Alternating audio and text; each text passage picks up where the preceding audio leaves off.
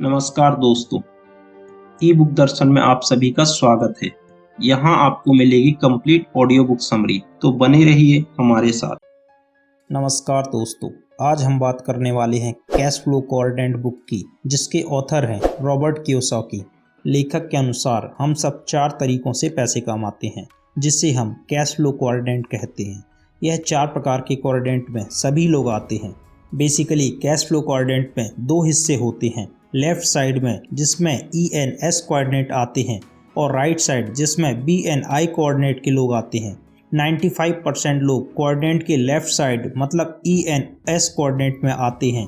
इनके पास 5% पैसा होता है, जबकि 5% लोग कोऑर्डिनेट के राइट साइड में आते हैं मतलब BNI कोऑर्डिनेट में आते हैं और इनके पास 95% पैसा होता है। हम सभी स्कूल और कॉलेज में पैसों के लिए काम करना तो सीखते हैं, लेकिन पैसों से अपने लिए कैसे काम कराएं यह नहीं सिखाया जाता। मतलब नौकरी कैसे करना है हमें यह तो पता होता है, लेकिन उससे मिलने वाली इनकम को मैनेज कैसे करना है इस विषय में हमें जानकारी नहीं होती। और जीवन भर हम पैसों के लिए काम करते हैं और पैसों को काम में नहीं लगाते ताकि पैसा हमारे लिए काम करे। इसीलिए हम सभी को कैश फ्लो कोऑर्डिनेट समझना बहुत ही इम्पोर्टेंट है। कैश फ्लो कोऑर्डिनेट को समझने से आप अपने पर्सनल फाइनेंस, आमदनी और खर्च को सही तरह से मैनेज कर पाएंगे और एसेट और लायबिलिटीज़ के बीच का फ़र्क समझकर अपने कैश फ्लो को सही डायरेक्शन में कर पाएंगे, जिससे आप कम आमदनी में भी अच्छी वेल्थ और फाइनेंशियल फ्रीडम हासिल कर सकते हैं।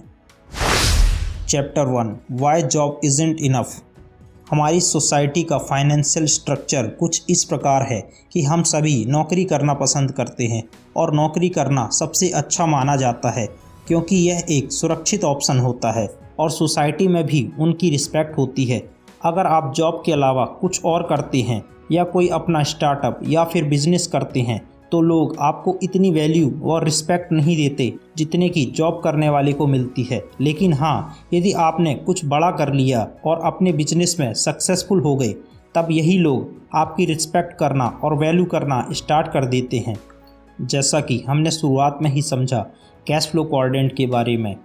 E employ, S self employ, B business owner, I investor. अब आप समझ सकते हैं कि आप किस कोऑर्डिनेट में आते हैं। एक आदमी में इतनी क्षमता होती है कि वह एक से अधिक कोऑर्डिनेट में आ सकता है और वर्क कर सकता है। अगर आप एक डॉक्टर का उदाहरण लें तो डॉक्टर एक एम्प्लॉय के रूप में हॉस्पिटल में भी काम कर सकता है और सेल्फ एम्प्लॉय के रूप में वह अपना पार्ट टाइम क्लिनिक भी चला सकता है। और बिजनेसमैन के तौर पर वह अपना हॉस्पिटल भी स्टार्ट कर सकता है, जिसमें वह खुद प्रेजेंट ना होकर कुछ स्टाफ रख सकता है और साथ ही वह किसी अन्य बिजनेस पर या रियल एस्टेट या प्रॉपर्टी जैसे ऑप्शन में निवेश कर सकता है। कोई भी कोऑर्डिनेट अच्छा या बुरा नहीं होता। इकोनॉमी को सक्सेसफुल रन करने के लिए हमें सभी कोऑर्डिनेट की आवश्यकता होती है, तभी सोशल एंड इकोनॉमिकल डेवलपमेंट संभव है।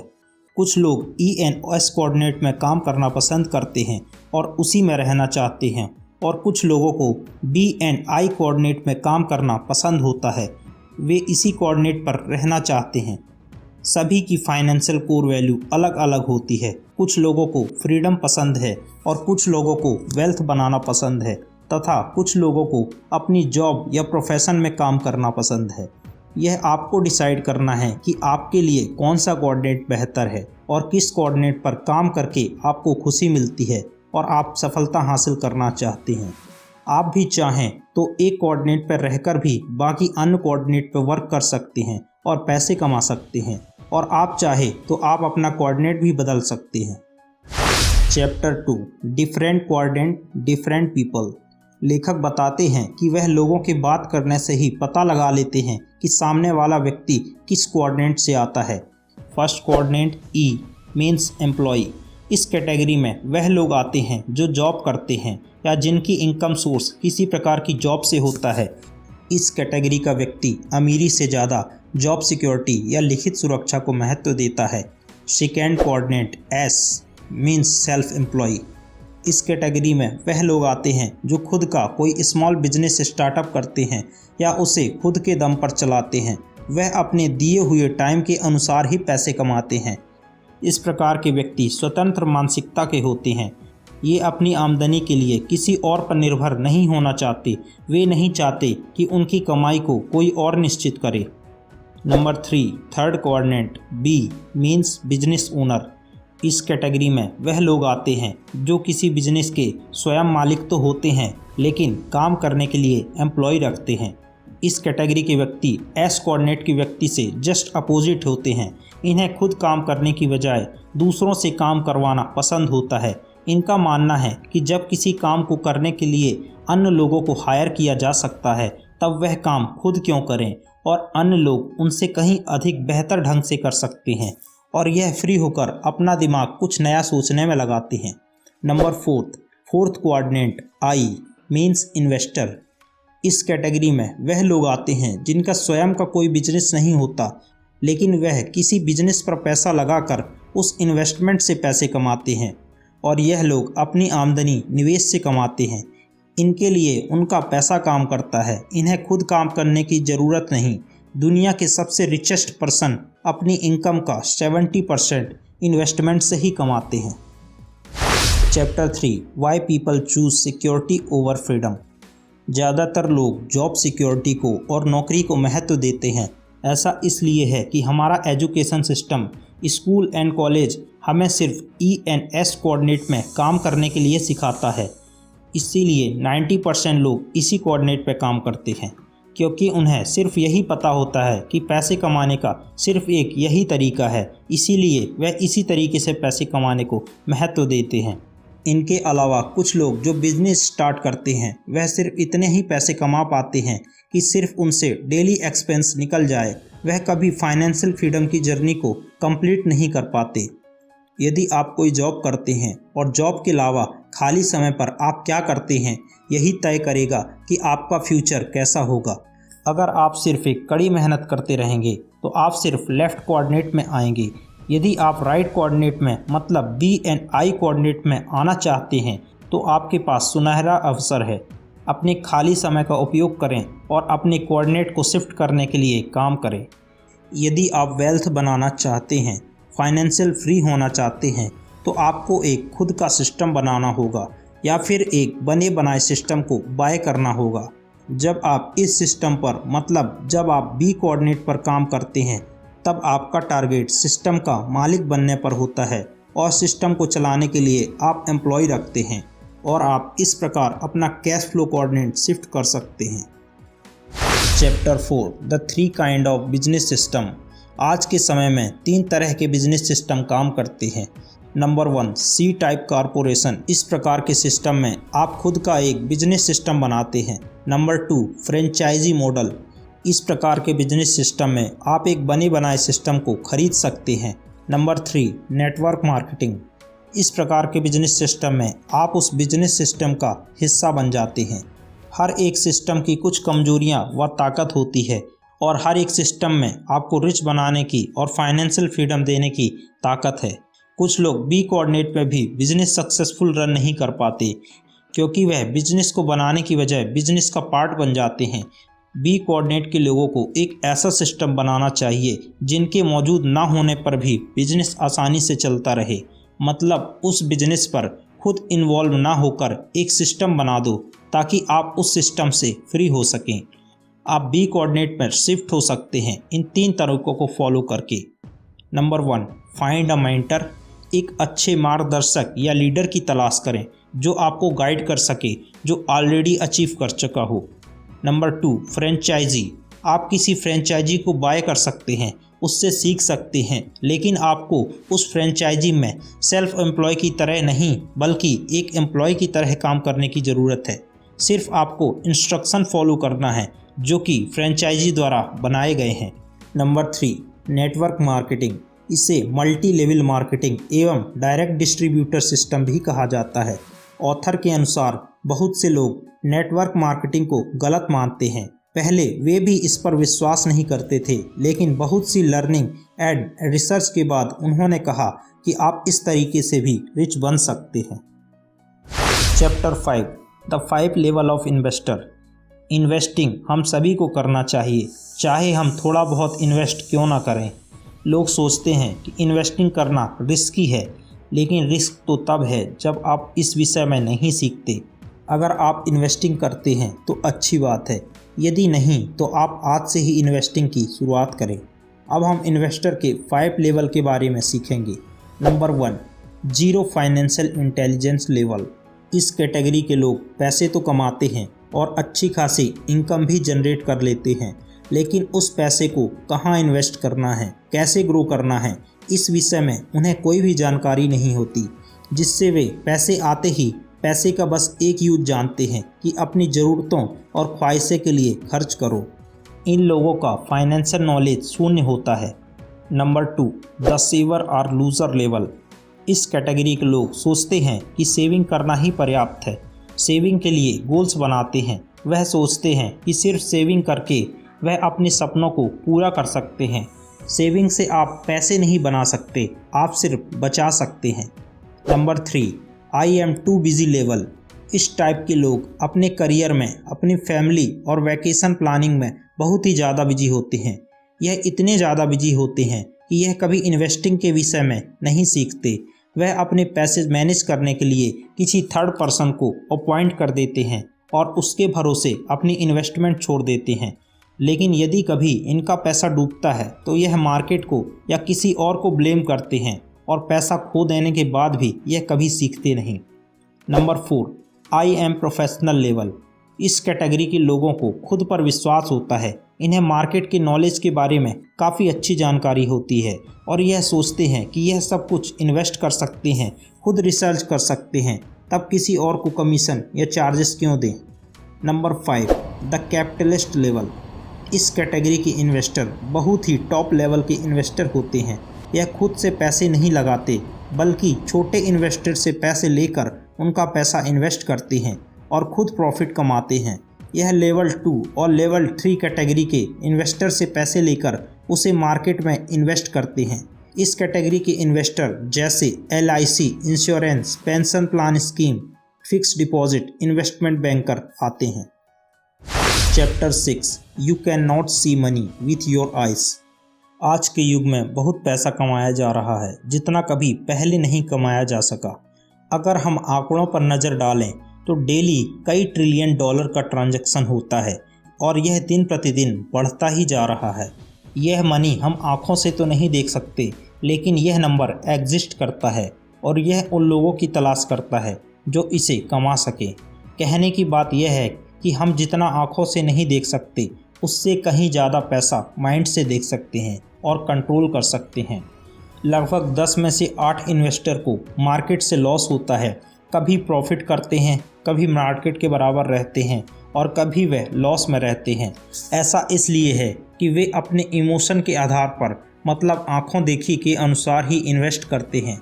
कुछ तो इमोशन में आकर इसलिए इन्वेस्ट करते हैं कि यह जल्द से जल्द रिच बनना चाहते हैं, इसीलिए वे आते तो हैं इन्वेस्टिंग करने के लिए, लेकिन बाद में गैम्बलिंग करने लग जाते हैं। ऑथर के अनुसार इस तरह के लोग अपने दिमाग का 5% और आँखों को 95% यूज करते हैं। अगर आप भी BNI कोऑर्डिनेट में प्रोफेशनली वर्क करना चाहते हैं या शिफ्ट होना चाहते हैं, तो आपको अपने आप को इस तरह ट्रेन करना होगा कि आपकी आँखें सिर्फ 5% ही देखें, जबकि आपका माइंड 95% मनी को देख सके और कंट्रोल कर सके। मनी आपके पास तभी आएगा जब आप इसे हैंडल करने के लायक होंगे और आप अपने दिमाग को ट्रेन करोगे। आप अपने दिमाग को ट्रेन करने के लिए इन 2 बातों का ध्यान रखें। इकोनॉमिक एजुकेशन मतलब फाइनेंशियल एजुकेशन के विषय में सीखते रहें और रियल रिस्क क्या है उसके बारे में सीखें। इन्वेस्टिंग के बारे में अपना नॉलेज बढ़ाते रहें, मतलब पैसों को दिमाग से देखा जा सकता है, कंट्रोल किया जा सकता है, ना कि आँखों से। Chapter 7, becoming who are you. पैसों को कई तरीक़ों से कमाया जा सकता है, हमें बस उस सिस्टम में जाने की आवश्यकता है। चलिए उदाहरण से समझते हैं। ई कोऑर्डिनेट, इस कैटेगरी के लोग किसी सिस्टम के लिए काम करते हैं। एस कोऑर्डिनेट, इस कैटेगरी के लोग खुद सिस्टम होते हैं, इनका खुद का सिस्टम होता है। बी कोऑर्डिनेट, इस कैटेगरी के लोग खुद का सिस्टम बनाते हैं और उसमें ई कोऑर्डिनेट के लोगों को काम में रखते हैं। आई कोऑर्डिनेट, इस कैटेगरी के लोग किसी बने बनाए सिस्टम में इन्वेस्ट करते हैं। इस प्रकार हम लगातार किसी न किसी प्रकार के सिस्टम में काम करते हैं और यदि हम अपना क्वाड्रेंट शिफ्ट करना चाहते हैं तो हम डर जाते हैं क्योंकि इससे हमारी इनकम इम्पैक्ट हो सकती है।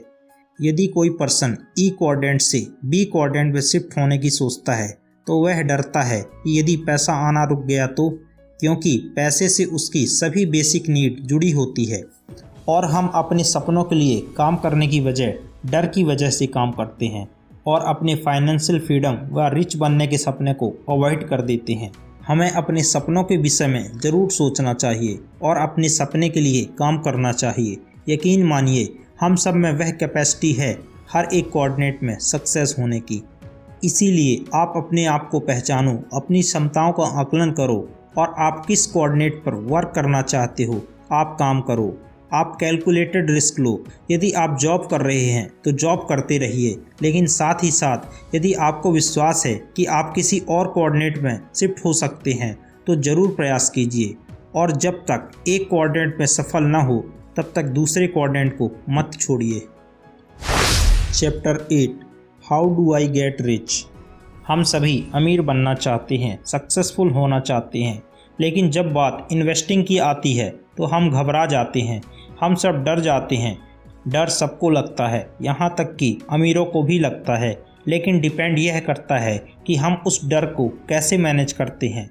लेफ़्ट क्वाड्रेंट मतलब ENS क्वाड्रेंट के लोग सोचते हैं कि हमें रिस्क नहीं लेना चाहिए, इसी वजह से वह रिस्क नहीं लेते और सुरक्षित खेलते हैं। जबकि राइट क्वाड्रेंट के मतलब BNI क्वाड्रेंट के लोग स्मार्ट खेलते हैं, रिस्क को मैनेज करना सीखते हैं, लेकिन रिस्क जरूर लेते हैं। यही मुख्य विशेषताएं हैं कि अमीर लोग अन्य लोगों से थोड़ा अलग सोचते हैं, विशेषकर जब इन्वेस्टिंग एंड रिस्क मैनेजमेंट के विषय में हो। अलग सोचना ज़रूरी है क्योंकि यदि आप सेम तरीके से सोचोगे जैसा सभी सोचते हैं तो आप वही बनोगे जो सभी बनते हैं। इसीलिए आपको कुछ अलग करना है तो आपको अलग सोचना ही पड़ेगा। अगर आपको अमीर बनना है, अपनी लाइफस्टाइल को चेंज करने की ज़रूरत नहीं बल्कि अपनी थिंकिंग पैटर्न को चेंज करने की आवश्यकता है। ज़्यादातर लोग अपने लक पर डिपेंड होते हैं। वे सोचते हैं कि हमारी किस्मत ख़राब है, हम रिच नहीं बन सकते। लेकिन अगर आप मेहनत करेंगे, आप कुछ अलग सोचेंगे तो आप अपनी मंजिल तक ज़रूर पहुँचेंगे। अच्छी बात यह है कि अपने कोऑर्डिनेट को लेफ़्ट से राइट की ओर मतलब ENS कोऑर्डिनेट से BNI कोऑर्डिनेट की ओर शिफ्ट किया जा सकता है सिर्फ अपनी थॉट्स प्रोसेस को चेंज करने से। लेकिन बुरी बात यह है कि अपना थॉट प्रोसेस और थिंकिंग पैटर्न को चेंज करना इतना आसान नहीं। Chapter 9 take small steps. छोटे कदमों से शुरुआत कीजिए। जिस तरह हम कभी वर्कआउट या जिम की शुरुआत करते हैं, यदि हम स्टार्टिंग में ही बहुत ज़्यादा वर्कआउट और हैवी डाइटिंग करेंगे तो कुछ समय बाद थक जाएंगे और धीरे धीरे वर्कआउट करना बंद कर देंगे और पुरानी आदतें हम पर हावी हो जाएंगी। इसीलिए छोटी आदतों की शुरुआत कीजिए। छोटे छोटे कदमों से बड़े कदमों की ओर जाइए, क्योंकि इस तरह की शुरुआत लंबे समय तक टिकती है। सक्सेस का सीक्रेट यह नहीं कि हम कितने बड़े स्टेप लेते हैं, बल्कि यह है कि हम कितने स्टेप लेते हैं और उनको कितने दिनों तक कंटिन्यू रख पाते हैं। बहुत से लोग शॉर्टकट की तलाश में रहते हैं। वह गेट रिच क्विक मनी जैसी स्कीम पर विश्वास रखते हैं और अपना पैसा व टाइम लगाते हैं, लेकिन अंत में होता क्या है, वह अपना पैसा और टाइम दोनों वेस्ट करते हैं। कई सालों पहले एक सर्वे किया गया अमीर और गरीब लोगों पर, तो रिजल्ट कुछ इस प्रकार आया। जो लोग गरीब से अमीर बन चुके थे उनमें यह 3 क्वालिटी मौजूद थी। नंबर 1, उनके पास एक प्लान था, लॉन्ग टर्म विजन था। नंबर 2, वे लॉन्ग टर्म सक्सेस पर व सेटिस्फैक्शन पर बिलीव करते थे। नंबर 3, वे कंपाउंडिंग की पावर को समझते थे और उसका बेनिफिट लेते थे। और सेम एक्सपेरिमेंट उन लोगों पर किया गया जो अमीर से गरीब बन चुके थे और जिन लोगों ने अपनी नेटवर्थ नेक्स्ट 3 जनरेशन में गंवा दी थी। उनमें यह 3 दोष थे। नंबर 1, उनके पास कोई लॉन्ग टर्म विजन नहीं था। नंबर 2, वे क्विक सक्सेस यानी जल्दी अमीर होने पर विश्वास करते थे। नंबर 3, वे कंपाउंडिंग या लॉन्ग टर्म इन्वेस्टमेंट पर बिलीव नहीं करते थे। यदि शॉर्ट में कहें तो सक्सेस का कोई सीक्रेट नहीं, छोटे छोटे स्टेप, लॉन्ग टर्म विजन और कंसिस्टेंसी के साथ काम करते रहे तो यही सक्सेस की गारंटी है। जल्दी सफलता तभी पॉसिबल है जब आप बहुत ज़्यादा लकी हों। Chapter 10 mind your own business.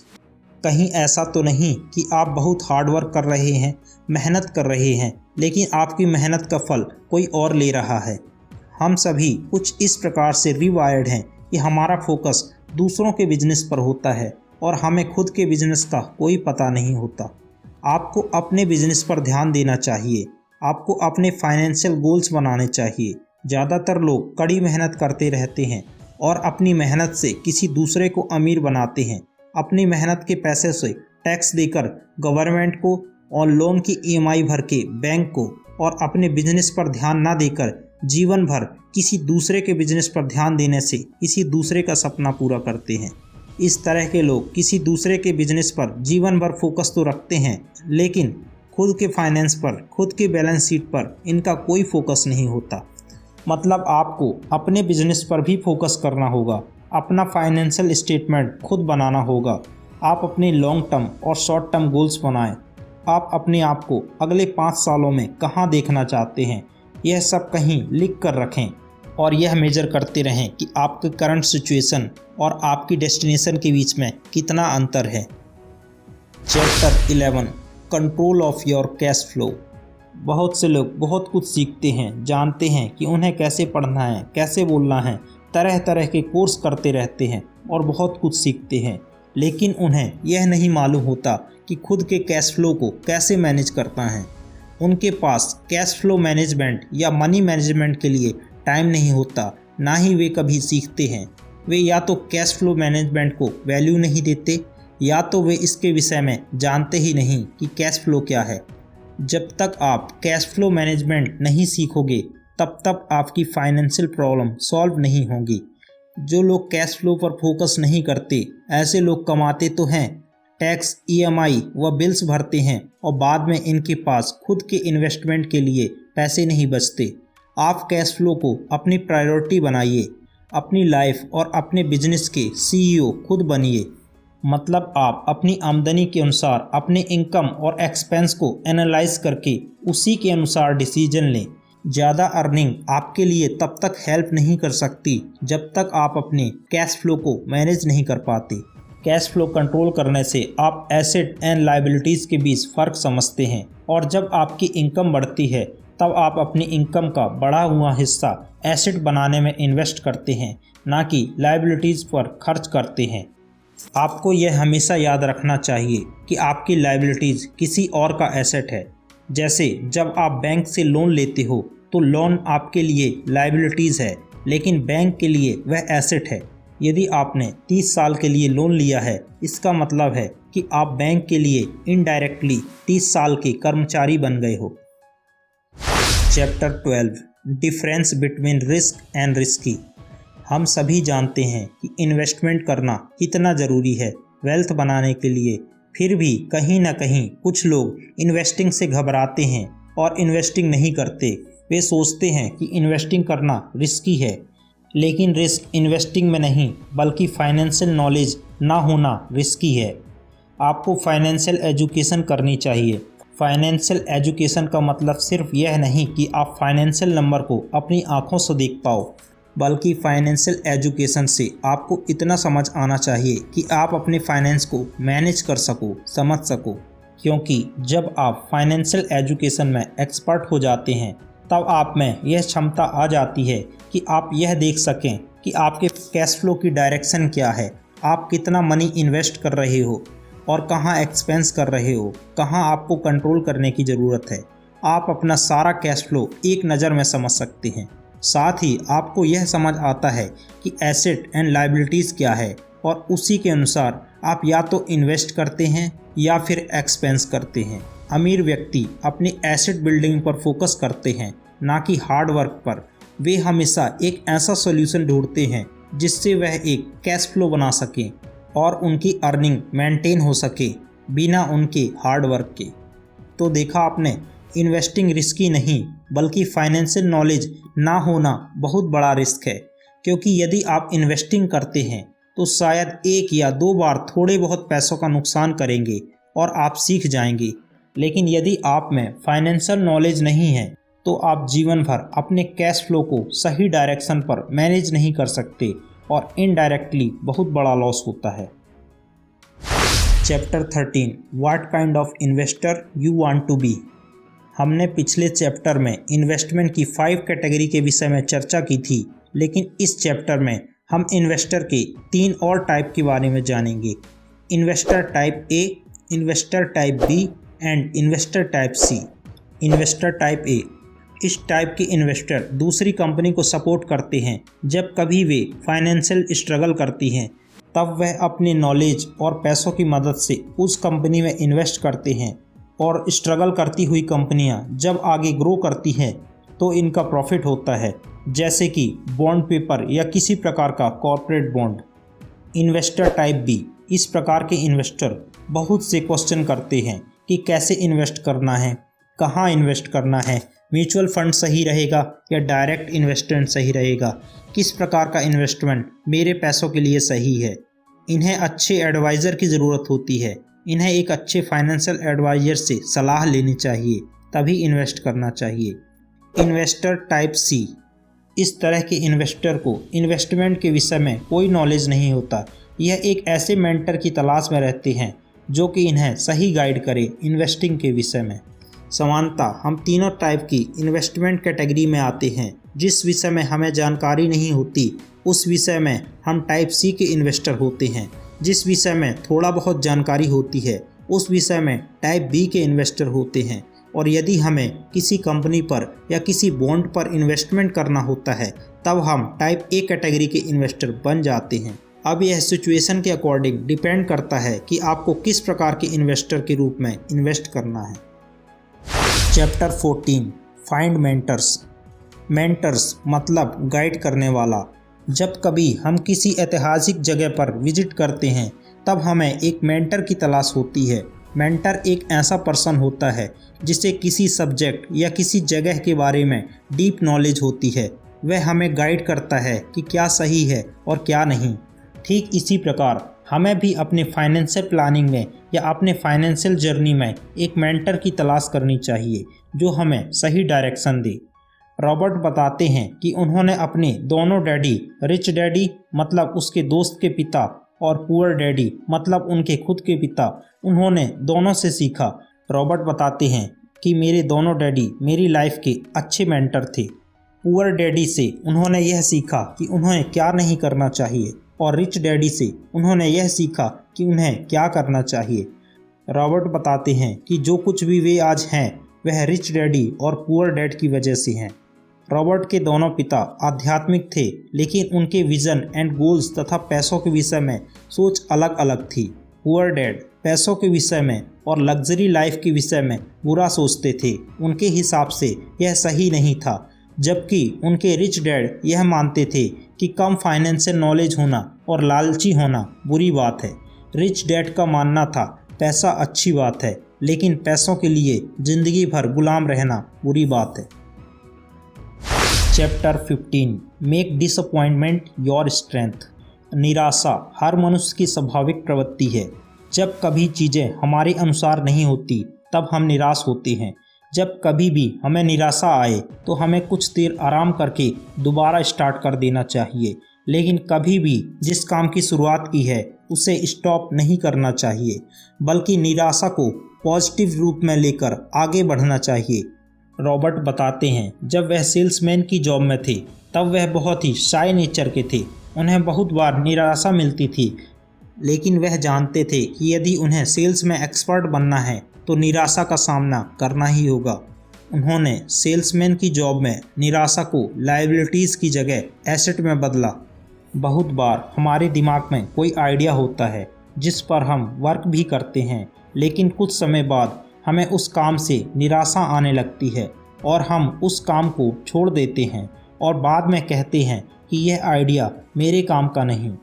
लेखक के अनुसार वे लोग बेवकूफ़ होते हैं जो समझते हैं कि चीज़ें उनके हिसाब से होंगी जैसा कि उन्होंने सोचा है, लेकिन रियलिटी कुछ और होती है, तो तब हम निराश होते हैं। यह नॉर्मल सी बात है। आपको निराशा तो आएगी, यह आपको काम शुरू करने से पहले ही पता होना चाहिए। इसीलिए निराशा को एक्सेप्ट करना चाहिए और अपनी जर्नी में निराशा को भविष्य की नींव का पत्थर बनाकर आगे बढ़ना चाहिए। Chapter 16 know the power of faith. समस्याएं तब तक बड़ी नहीं होती जब तक हम उन्हें वैल्यू नहीं देते।